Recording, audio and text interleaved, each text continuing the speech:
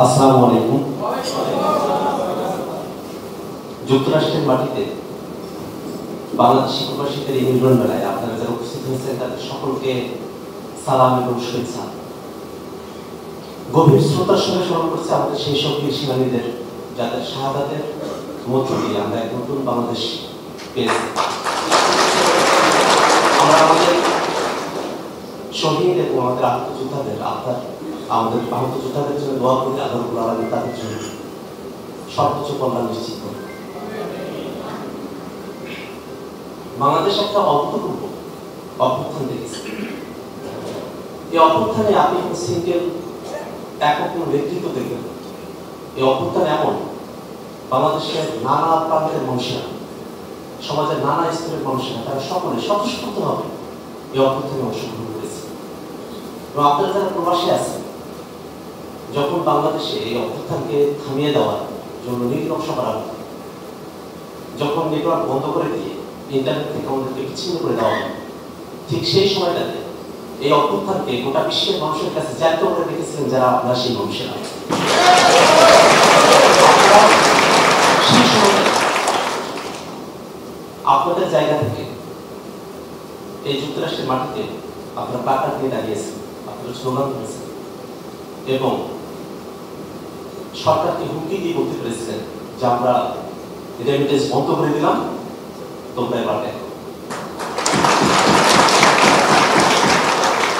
আশা করি এই অভ্যুত্থানের মধ্য দিয়ে আমাদের প্রবাসী ভাইদের জন্য আমরা খুব বেশি কিছু করতে পারি না, কিন্তু আমরা এনসিপির তরফ থেকে প্রবাসীদের ভোটাধিকারের জন্য জোরালো পদক্ষেপ নিয়েছি।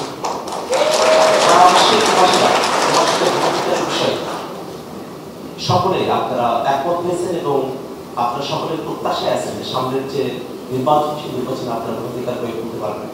এবং আপনাদের কাছে প্রত্যাশা বাংলাদেশের মানুষেরা যে নতুন নেতৃত্ব, বাংলাদেশের মানুষকে নতুন বাংলাদেশ পছন্দ করে, সেই বাংলাদেশ নির্মাণে আপনারা নতুন নেতৃত্ব খুঁজে দিতে আপনারা অগ্রণী ভূমিকা পালন করবেন। বাংলাদেশে একটা বড় ধরনের পরিবর্তন হয়ে গেছে, একটা প্রচন্ডগত রূপান্তর হয়ে গেছে। একটা দলমত পথ, সেই মতভেদ, সেগুলোর বাইরে গিয়েও এই প্রজন্ম তারা দাঁড়িয়ে গেছে, তারা বাংলাদেশকে নতুন করে বলতে চায়, তারা বাংলাদেশকে বিশ্ব মঞ্চে উপযোগী এবং প্রতিযোগিতায় বাংলাদেশকে দেখতে চায়। এই প্রজন্ম তারা বাংলাদেশে আর কাউকে প্রশ্নের মধ্যে রাখতে চায় না, সকলকে জবাবদিহিতার মধ্যে নিয়ে আসতে চায়। বাংলাদেশের মানুষের জন্য তাদের নাগরিক অধিকার এবং মানবিক মর্যাদাকে প্রতিষ্ঠা করতে চায়।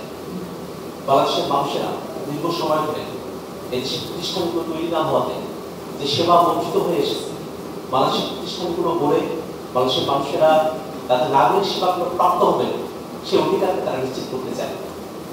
এবং এই নতুন বাংলাদেশ গড়ার মিশনে বাংলাদেশের প্রবাসী যারা আছে আপনারা ভূমিকা পালন করবেন বলে আমরা আশাবাদী।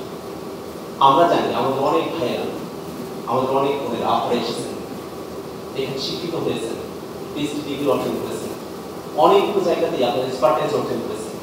বাংলাদেশে আপনাদের অনেক কিছু দেওয়ার আছে। আমরা প্রত্যাশা করি আমাদের প্রবাসীরা এবং আমাদের বাংলাদেশের অবস্থাগত ভাইয়েরা, বোনেরা, আমরা সকলে মিলে নতুন যে বাংলাদেশ, সম্প্রীতির বাংলাদেশ আমরা নির্মাণ করতে পারবো। আল্লাহ আমাদেরকে কবুল করুন। আসসালামু আলাইকুম।